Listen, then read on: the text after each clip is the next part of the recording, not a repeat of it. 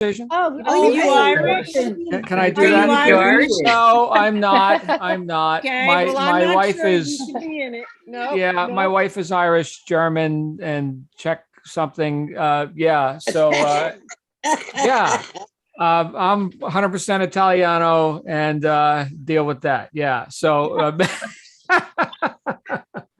good to see you all, though. Good to see you. I was eavesdropping a little bit, and first of all, well, you guys always give me material, right? You always give me good stuff to talk about, and yeah. And by the way, how great was Karen yesterday? Karen's on here with us. Karen, thank you for all you do. So glad you're co-hosting this with us.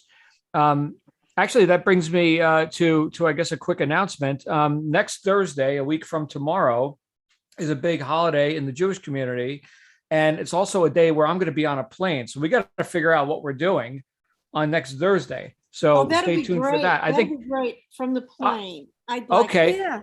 Well, Go here to was the my plan. bathroom and do the meeting. Here was my plan, Jan. Whoever talked first after I said that gets to host. So Jan, thank you for volunteering. She can do it easily. We could have lectures and demonstrations on crochet and Etsy. very nice. Etsy, yeah. Right? Sorry, John, can I just say one thing quickly? I'm sorry. I'm really Please. sorry. Bambi, can you check in the chat? I just put a screenshot for you there. So you look for where you look for this queue number you were asking okay. All right. Sorry, finished. No, thank you very much. Good. No, I want to acknowledge that. So here I showed up and everybody's helping each other, right? There's Bambi, there's Rose, Missy. Of course, Missy's got something to say. Of course she does. And I heard about the talk stick. I heard right. about that. So what a great community, right? I mean, this is, let me just start with a little bit of a tongue bath for everyone. This is one of the highlights of my day, getting together with a group of entrepreneurs.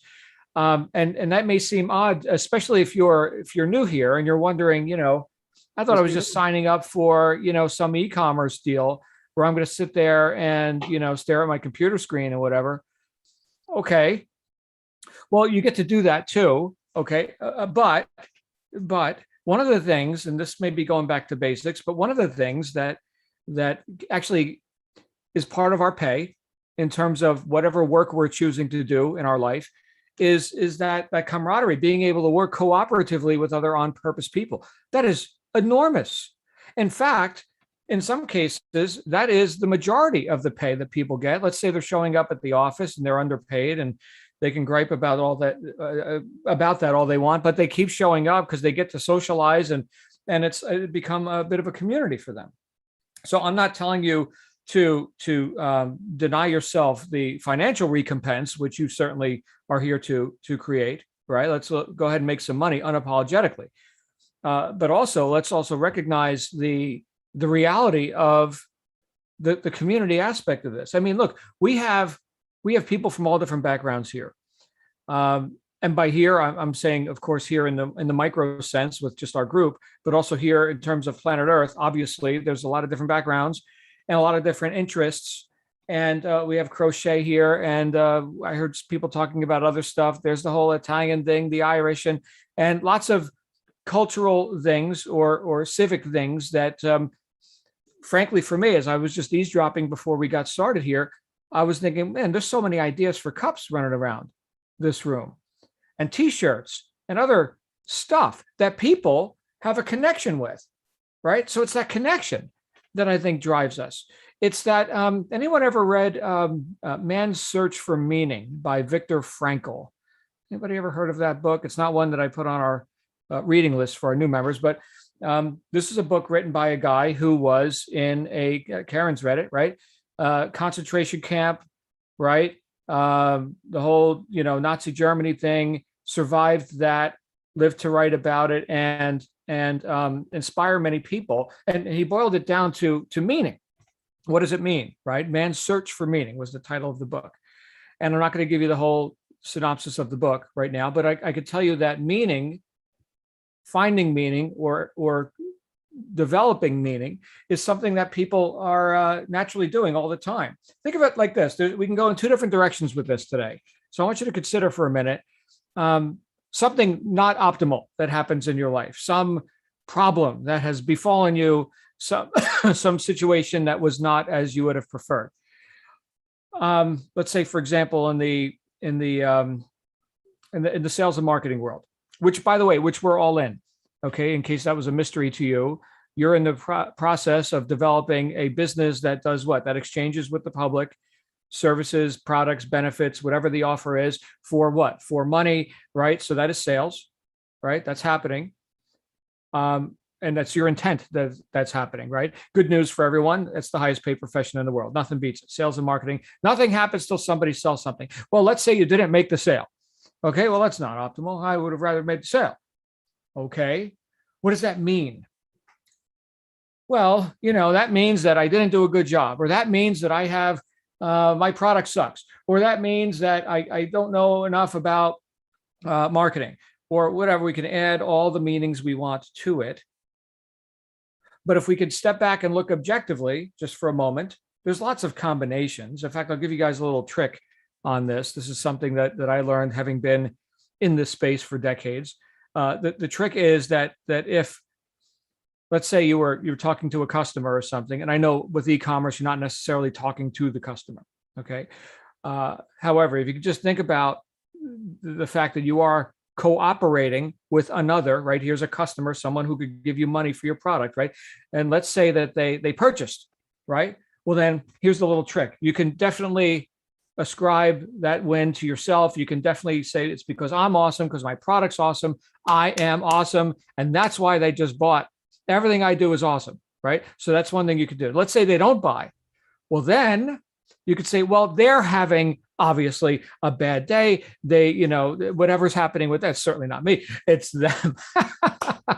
So it's kind of a one-way street. If you win, it's because of you. If you lose, well, it's obviously not you because you're awesome, right? A little mental gymnastics you can do with yourself there. Try that on, see how it goes. But I can tell you that you've got to maintain a high level of enthusiasm for what you do. And you've got to know that what you're doing is good and right. That's another meaning that we're adding to stuff. So if we're completely objective, which no one is, okay, but if we're completely objective, we're looking at stuff and technology and whatever. It doesn't mean anything. We add meaning to this stuff for good or bad. Now let's look at the other scenario, right? The other scenario is something very pleasing is happening, right? So we didn't just, lose the sale or have the problem or whatever it was.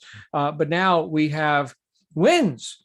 We have money coming in, let's say in terms of business, because we're all entrepreneurs here, right? You just had your best month ever. Picture in your mind now, whatever your goal is, and hopefully you've got one. Confucius say, man who shoots at nothing is sure to hit it, right? So hopefully you're not vague about this. Hopefully you've got a target. Okay. You just hit your target income, which was the reason you got started here in the first place. And oh my goodness, what does that mean? What does that mean? Well, now you've got options. If we look at it objectively, okay, now because I earned this money, I now have the option to perhaps transition out of that job, the other business, the thing that was killing you. You got, some of you know my story. Those of you who are going through the accelerator program and getting with me on business launch sessions, I share with you some personal stuff in that session. Those of you who've been through it, and if you haven't been through it yet, get with your accountability reps, get through your accelerator program. All right, because that's the only way to get into that private session with me. But in my case, I was miserable at my last job. We're going back 20 something years now. Okay, but I worked 80 hours a week. I got my pay cut 3 times a year. I had a stress-induced, medical condition. It was ending me up in the hospital. I was getting out of shape, not working. Doctors told my wife, I just got married. It was in my early 30s. Your husband will be dead in 5 years if he keeps going like this. What does it mean? Well, I was barking up the wrong tree for a long time. All I knew is what I knew. And yeah, I'm motivated and I'm driven for success and all that. And what does it mean for me to be able to replace or exceed that income at that job. Now I had a goal the whole time. It wasn't like I was, drifting through life, hoping for the best or something. I was working my ass off for a purpose, for a reason, which meant something to me. Okay. And this may sound silly to you, but your goals are valid for you. Mine are valid for me. And this was going back 20 something years. I wanted to make 20,000 a month. I know that's not a lot of money. Back then it was more significant than it is now. Your dollars are worth less every day, but the 20,000 was double what I was accustomed to at the job. And I always wanted 20,000 a month because in a previous business that I had been in, which I had failed in, I had ended up 70 grand in credit card debt and whatever. Okay. But in a previous business, I knew a guy who made about 20,000 a month. And this cat drove a Lexus. Man, you guys remember when the Lexus commercials came out? Back when Toyota invented the Lexus, where Mr. Toyota or whatever his name is was like, I want the best car in the world. Go make it. Right. And they said, all right, it's called Lexus. Fantastic. All right. Best car in the world. So I remember they had these commercials, the passionate pursuit of perfection. And they had like the car laid out there. I guess it was one of those old LS models, right? Now the new LS is $100,000. It's amazing. Okay. But this is the first LS, and they were running a marble down the creases in the body, the contour of the body, where the hood, or what you guys in England would call the bonnet, right, meets with the quarter panel. And they were running a marble down. It was perfect. Perfectly, the marble was going down the crease in the car. And I thought, man, every cool cat needs a Lexus, right? Of course, I grew up in the 70s in New Jersey. All the cool cats drove big land yachts, right? Lincoln, Cadillac. Lexus was a newcomer on the scene, all right? But I always wanted a Lexus. And I could never afford one working that job. I suppose I could have been grossly irresponsible and thrown, money at a new car payment while I was still, paying a mortgage and everything else. But no, I was not driving a Lexus at that time. And for me, making 20,000 a month meant actually achieving the goal. That's what that means. Doubling my income at my job, transitioning out of the job where the agenda there was to keep me under control, not to have me, go be powerful and earn more than my superiors. That's part of the agenda, right? Which I signed up for. I'm not a victim. Nobody put a gun to my head and said, John, you must work this job. I signed up. Okay. And I would get this Lexus, which meant something to me, right? Cool cats drive Lexus. I've since had a couple of Lexus and a Maserati and a Range Rover and a BMW and a Bentley. But, and you know what I drive now? A little trivia for everyone. If you want to know what I drive now, well, I ride my Harley. Okay. But we do have a car as well. And it's my wife's Chrysler Pacifica Limited minivan. And it is friggin' awesome. It is like a Lexus inside. It is amazing. It's 50 grand. The whole car is 50 grand. Some of these cars I bought, 50 grand gets you the brochure. No, this whole car is 50 grand and it's perfect. Anyway, what did it mean to me to reach that goal? And because I had that meaning attached to it, the 20,000, if we look objectively at it, it's ink on paper, whatever, right? It's nice paper, I suppose, green and white, got some art. It's nice art, I suppose. But it's, what does that mean? Well, that means that I just accomplished that thing which I was not able to accomplish for years as I was barking up the wrong tree. Now, this is for me. Okay. These are the meanings that I put on that money, the car. Of course, the bigger picture is now I just demonstrated, I guess I am cut out to be an entrepreneur. Because I'll tell you what, after having a few losses, I started to wonder. That last business ended me up 70 grand in credit card debt and wondering what life's about, right? Working a job again. Maybe I'm not cut out for this. Maybe I'm not intelligent enough. Maybe I'm not driven enough. Maybe it's, you see, hitting wrong target after wrong target, questioning myself, adding all this meaning to why did I fail? And then countering that with what it would mean for me to succeed. So my suggestion, I suppose, for you, where am I going with all this? I had no idea what I was going to come out of my mouth until I heard it. But my suggestion for you is to find a balance, right? Find the middle ground with here's what it means for me to not reach my goals versus here's what it means for me, the significance of me reaching my goals. and knowing very clearly what those goals are. And those aren't limits. Those are stepping stones. I've made more than 20,000 in a month since then. Okay, that's fine. Okay, but that was a stepping stone. And then just considering the balance between, on one hand, looking to get out of what you're in now, and in terms of like, here's the muck, here's the problems, here's whatever I'm dealing with, and which may be a very nice motivator. Yes, I'm going to get out of this. Okay. But balancing that with, that's where I'm going. This is what I'm looking to get into. I will tell you, my friends, it is way more inspirational to move toward what you want than just out of what you don't want. Yes, we get to see both. And yes, there's clarity in contrast, right? If we're just swimming around in vague land, we get to be vague and everything's shades of gray. Okay. But if we can see black and white, now we can see, right? And now we can get very clear about, here's what that means for me. Here's why I will now sacrifice my comfort, my habits, perhaps unresourceful methods that no longer serve you. I'll learn some stuff, right? I will become the student. What does it mean for me to become the student? Well, I'll tell you what it means. It means that I get to save myself a whole lot of time. I don't have to pioneer this thing. There's this Rachel girl, you know, she's a few $1,000,000 down the road. Save me some time, right? Fantastic.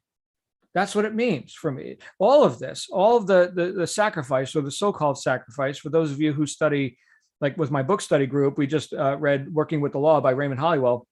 And one of the laws was the law of sacrifice. And the best definition of sacrifice, I mean, it's not a fun word, is it? Okay, but if we look at it a bit more objectively, it's giving up something of a lower nature to gain something of a higher nature.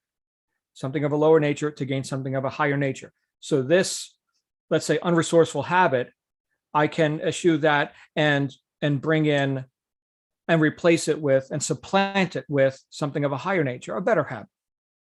So that is a qualified, I would say, or a quality sacrifice. But we're not going to do that. We're not going to go the extra mile. We're not going to have, this new powerful Rose showing up on the scene unless we've got a real reason to do so, unless we've added meaning deliberately to what it means for us to reach our goals. It's not just the money. I hope I'm making sense. It's got to mean something to you. And I will tell you, back to the whole idea of, sales and marketing, logical salespeople have skinny kids. We got to get emotional about this. All right. So it's actually easier. And I know I've said this to a few of you recently. It's actually easier for you to get what you really want than it is for you to get what you think you could accomplish based on yesterday's level of performance and whatever you're expecting based on whoever you were yesterday, which is gone. All right. Yesterday sets no precedent to where we're going next. Remember, it's way more inspirational to move toward what you want than just out of what you don't want. So observe, the pile of crap. All right. We got that now. I'm motivated. Very nice. Now, where are we going? You got to know. And it's got to mean something to you. And then, these big mountains of problems turn into little molehills. It's like, yeah, whatever. All I know is I'm going there. I'm going there. I'm going there. I'm going there. You know what Napoleon Bonaparte said? He said, I see only my objective. The obstacles must give way. Now, he wasn't a moral guy by many of our standards, but he knew how to get stuff done. He got stuff done. Okay.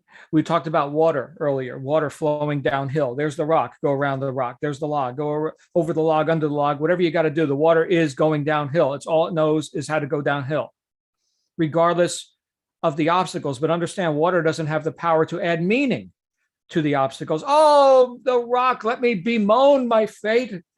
The rock appeareth in my path. Woe is me. No, water doesn't have that conversation. All it knows is that's where I'm going. I'm going downhill.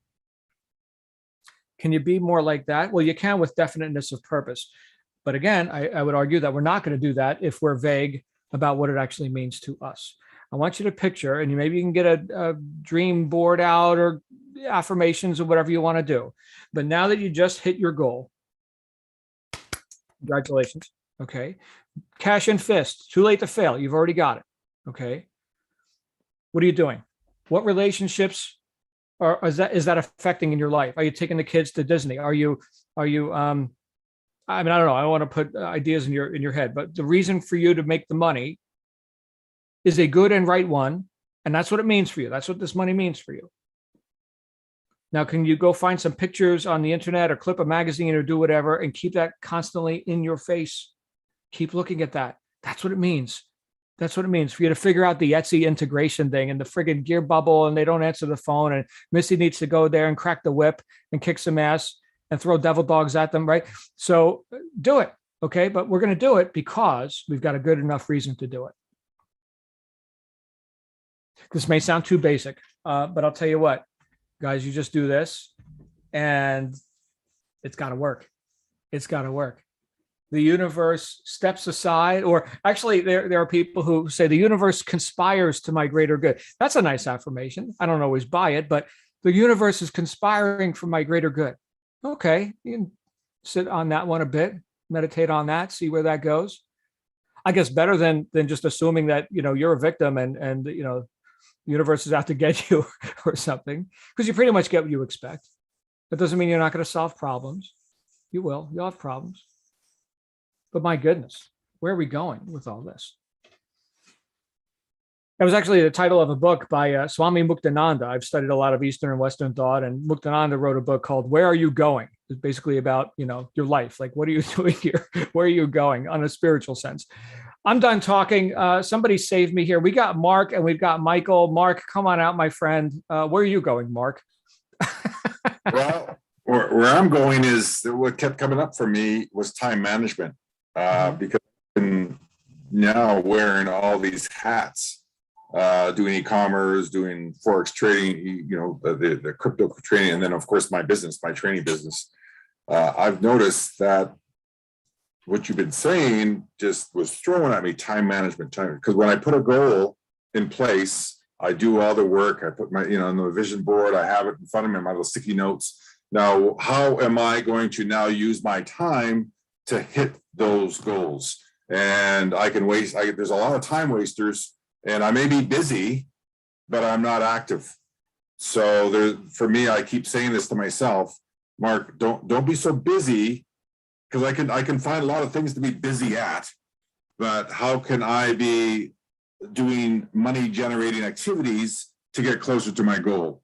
And that's what I heard you when you're speaking. That's what just kept coming up for me, is I'm going to have my best month. Okay, great.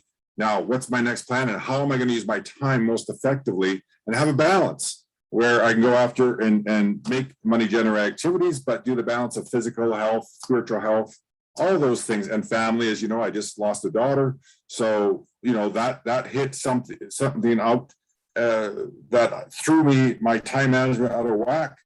And now I'm bringing it back and getting that back on track. And I think time management is a key hub in your goal setting. Because if you don't have effective time management, you're just busy and you're just running around doing nothing. That's what I had to share. Thank you, Mark. And again, sending blessings and thoughts of peace to your family. It's an interesting couple of weeks. So, and you and I will connect later today. Thank you. Glad you're here. Michael's iPhone 7. Hi, Michael's iPhone 7. And then we're going to go to Leanne. Hi, Michael. Hi. Can you hear me You're okay? in a different environment. Look at you. You're like outside and like, yeah, look at you. I'm in the park right by my place. Wow. Yeah. I got on board and I figured I'd do my exercising before the call rather than after. So that's why I'm out here.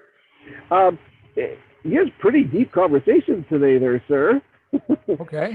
It was good. It was good. And it got me thinking about the reason I was late for the call is I was going to come up with something like, it's amazing that I can call Amazon 20 times for the same thing and they still ask the same question. So I thought, all right, that's one way of looking at it. Let's reverse that. Let's say, okay, how can I co-author a book with Amazon or with John about my experiences on Amazon, thinking about patience and positive thought and using that time effectively and things like that. Because it's a trial, it's a test. You are learning what to do in a mini crisis, if you were. And I'm thinking, okay, listen, I got my stuff with Amazon is not working. It's not my fault. It's not Gear Bubble. There's just a problem within the system that we have to wait for. What can I do to make money or prepare for money in the meantime? Well, I can make more Gear Bubble ads. I can do more Etsy stuff. I can look at stuff I've already done. I can adjust things by changing the focus or doing what I think it was Cynthia said about pivoting. I can go, okay, I can stand in front of the obstacle, which has become the Amazon is my rock, and I can just move around it and just say, okay, you know what, it's going to be the distance, or sooner or later it's going to happen. And now I'm going to move forward in these other areas because I'm only going up. I'm all the way up. So it's focusing on the success and focusing on the successful part of the business and not letting the negative things either drag you down or stand in your way. Mm-hmm. And that's kind of what I got from what you said today. Because I was going to come out with a little funny anecdote about how, it's like banging your head against the wall when it comes to Amazon. But I thought, what? That doesn't get anyone anywhere. Everybody knows this. But they're looking for the solution. The solution is do other things. It's going to happen. There's going to be flaws. There's going to be hiccups. There's going to be potholes, things like that, unexpected eventualities. Guess what? That's life. That's why we're here to learn how to do it better. How do we get forward with obstacles? How do we move forward with obstacles? That's the title for our next book, John. Right there. Fantastic. Start writing it. You know what? The best way to do that is to just keep a journal. I mean, a lot of people, they just put out like their memoirs or something, right? So, I mean, right there, if you got ammo, get it on paper, even if it's just like an outline, Yep. So, yep. Yeah. Good times. Thank you, Michael. Glad you're here. Thank you. Out there in nature. Hey, Leanne, and then we'll go to Missy and then Kelly. Leanne. Okay, so this is Leanne's mom because we're doing this together. I'm using her iPad. So this is hey. Allie. Hi, Allie. Hi.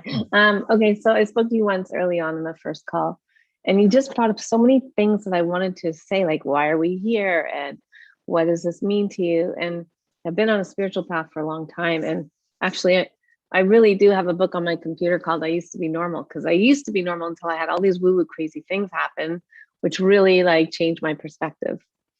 And I think our experiences do that. So in answer to the idea of like, why are we here? And what would I do with this money if I could? When my daughter was very sick, she had a lot of physical and mental health issues arise when she was a teenager. And I did everything medical that I could think of. And I did everything holistic that I could think of. And I went even like to Hawaii to swim with dolphins and worked with the shamanic healer. Like I went everywhere and did everything I could afford to do.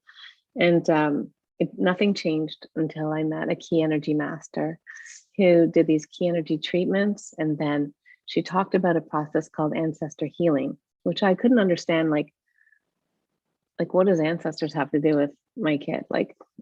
But obviously we inherit their DNA, but we also inherit their energy.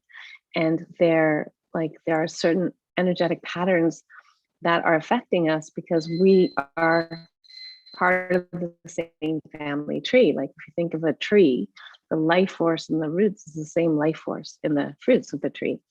So this is what I learned about ancestor healing. So I did this process, and like my dad died in 94. So I did have a lot of dreams of him and feedback about him. But then after I did ancestor healing, I also got really incredible feedback from him.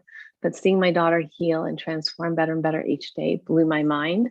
So then, believe it or not, I went and got trained as a key energy master, which back then I could fly to Korea, South Korea. I'm not a flyer. I hate flying.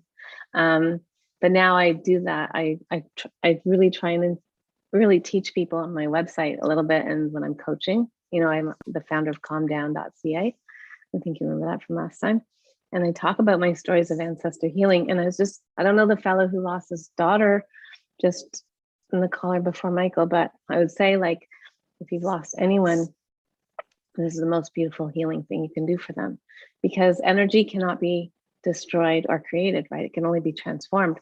So even when someone passes, their energy is not really gone.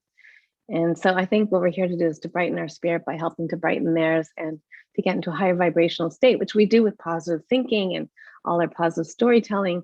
But fundamentally, the vibration of our ancestors is still inherent within us. And not too many people know that or know about how to heal that or clear that. So if anyone's interested, they can contact me. I'm at calmdown.ca. But I would do, if I, as the money rolls in more, I would do or ancestor healing to help more of my family tree get brighter and brighter spiritually. We're here to brighten our spirit by doing good things and helping others. That's what we're here to do. Thank you, Thanks for Allie. So listening. that's a great reason to make some money, right? It is. You can do a whole lot more good with money than you can without. So yeah, and I wasn't going to drop all this, but you were already like right there talking about like, what are we here for? And what's the purpose? And I'm like, okay, this is where I have to say what I'm into. So well, thank you. We know you more now, and blessings to Leanne as well. I don't know if she's listening in. Yeah, she's so much better. No, she's just in the kitchen, but she's so much like, you know what? I've got my daughter back. So that's phenomenal. Right. Yeah. So that's the power of this key energy. Okay. Thanks. Thanks, Allie. Awesome stuff. Let's go on to Missy, our favorite Italian stallion S, and then Kelly. First of all, Kelly's the one who came up with the pivot. Kelly helped us. Oh yeah, the pivot girl. Yeah. But also, Mark, I'm so sorry. I did not know. So condolences and prayers for your daughter. So sorry to hear about that. I just want to say, in this system, to keep ourselves sane, we have to be able to reach a certain level of, we have to accept this delayed gratification. If we're not making sales, we have to know you said the other day, so a friend of yours wrote a book or a saying, who's got my money? Somebody's got it. The sales are made. We just have to go by the steps to see them come through. And we have to accept delayed gratification despite appearances to the contrary. We have to hold in our mind, according to Uncle Wally Waddles, that these things are already being made, and we just have to walk the steps to get there. And that's, if you just keep that in front of you with your goal, just remind yourself, calm down. I wasn't going to hit Brandon a gear bubble. I was just going to say hello to him, but kidding. They caused me so many problems, but at any rate, it's just, remember, these are appearances. We're just starting, and just be prepared for delays. We got to go around that whole thing. So it's going to take us longer to get down the stream. Just accept it. Accept that there are delays, but it's there, and you're going to meet with it very soon. But you have to believe unwaveringly. Yeah. Missy, did I tell you about the pizza guy with the devil dogs? Yeah, I think you did. That's why I got okay. the devil dogs. It's like thinking about it for 2 days. Are you kidding me? For anybody who doesn't know what we're talking about, eventually it will be revealed. So just look up devil dogs. Okay, let's go to, thank you, Missy. Let's go to Kelly, and I think we're going to wrap up with Kelly. Hey, Kelly. Hi. I just love these conversations. I'm out at the lake right now. It's so nice and fresh out here. And Mark, I am so sorry to hear about your daughter. And I loved what you shared, Allie. And Missy, thank you. You summed things up beautifully. And when I raised my hand, I was going to add a word today based on my previous word of pivot. And it's so funny that everybody mentioned that. So it's like such a segue. So my word is build. And sometimes we don't necessarily know our necessary vision or our goal, like what we're aiming towards, but that you can use that word build and ask yourself, am I building something? Am I building confidence? Am I building skill? Am I building connection? Am I building knowledge? Like there's so many ways that we're building. And I think if we're building, then we're part of being that ever increasing man, right? So that's my word for the day, build. Build. Thank you. Yeah, Kelly, you had an impact with the pivot thing. That concept stuck for Missy and for others. Pivoting, right? So now we're building as well. Thank you, Kelly. So good to see you. Anybody else? Last call before we wrap up for today and get on with more fun and thrills and excitement. Yeah, we're good. Okay, so here's what we're going to do. We're going to get together again tomorrow, if it pleases the group. Yes. Okay, good. Karen will be the master of ceremonies, and she will bring you the most profound profundities ever spoken. I don't know what they're going to be, but they're going to be something. And I'll see you all real soon. And